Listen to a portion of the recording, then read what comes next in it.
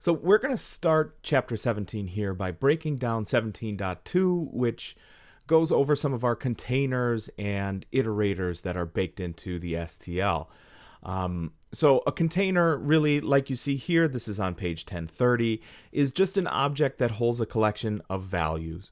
So we have been using arrays, we have been using vectors. Quite frankly, a string is an object that holds a collection of values. So we have been doing this the whole while. It's just that we have been essentially kind of enforcing our own take on how to use a container. We also have been using iterators this whole while. An iterator is just like a plus plus or a minus minus. It is the way that we have been essentially interacting with things like an array, like a vector, or when we are going through the individual characters in a string, we have iterated over the characters in a string, starting at 0, for example, and going up through however many n minus 1 is for the length of our string. So this is not particularly new. The way we're using this that's new is instead of going through and brute force defining everything every time, we're going to rely on these containers to do a lot of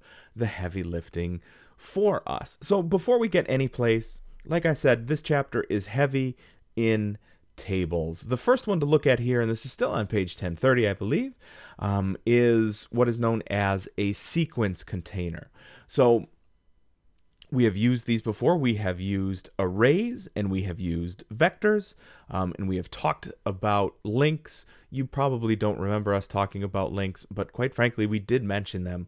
Or did I say link? I meant list. We talked about a list way back in chapter 3, if only really very, very briefly. So the reason that these are sequence containers is that the way we manage them is in order of, like, and I hate to reuse the word here, but of sequence. If we're looking at an array, the way we deal with these is from 0 to n minus 1. If we're looking at a vector, we are looking at elements 0 to n minus 1. So it kind of stands to reason that we would call these sequence containers, quite frankly.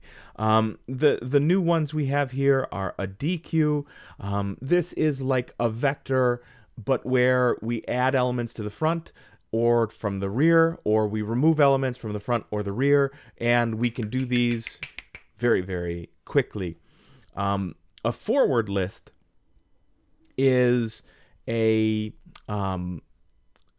simple linked list where each one of the data elements that you add follows the last one. So if you think about it, very, very much like an array, these are going to be in contiguous memory locations so that a forward list moves really, really quickly.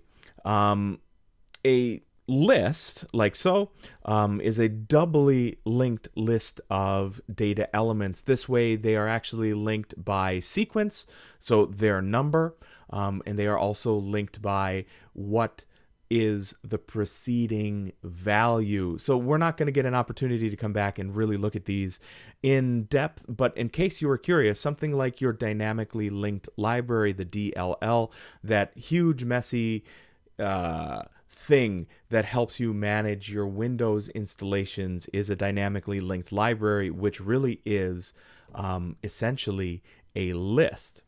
The idea here of an associative container, this is table 17.2, and this is page 1031, means that there are two things that we need to define each of these elements. So a set has something over here on the left-hand side and something over here on the right-hand side. So what would that be?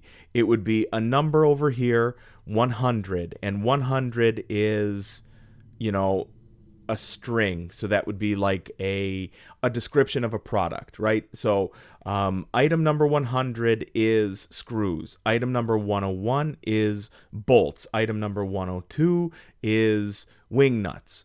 So that's what a set is. Something to know about a set and something to know about a multi-set is that there are no duplicates allowed. So the reason that this works particularly well and the reason that a set or a multi-set works particularly quickly is that we're already certain when the values are loaded into there that we are not going to repeat them. And in so doing, we don't have to do a lot of that overhead where we would have to look for a duplicate to make sure that the range of values is what we think it is. The more rules we can apply to an associative container, the faster it is that they can run. The faster something runs, the better, pretty typically. So we're actually going to talk about a map and a multi-map later on down in, I believe it's 17.6 or 17.7. Here, table, this is the last thing we're going to cover here in this first video, is container adapter classes. So what does that mean? We are going to treat these a little bit like a container class, and we're going to treat these a little bit like these associative classes. So a stack is something we've already seen.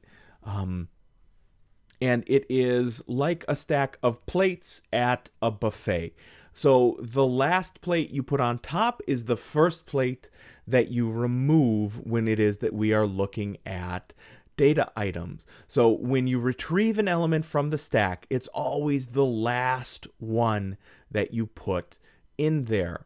A queue is the other way. So if you think about a line, is called a queue. So when you go to get your vaccine, you enter a queue. It's the first in is the first out. So you are removing elements from the front of the line as you can be adding elements to the back of the line. And again, speed is the heart of why we have a queue. A priority queue suggests that the largest element is the one that is removed first. So if I have 1, 2, 3, 4, 5 as the elements in my priority queue, 5, 4, 3, 2, 1 is the order we remove those because the greatest go first. Here, let me have lied to you.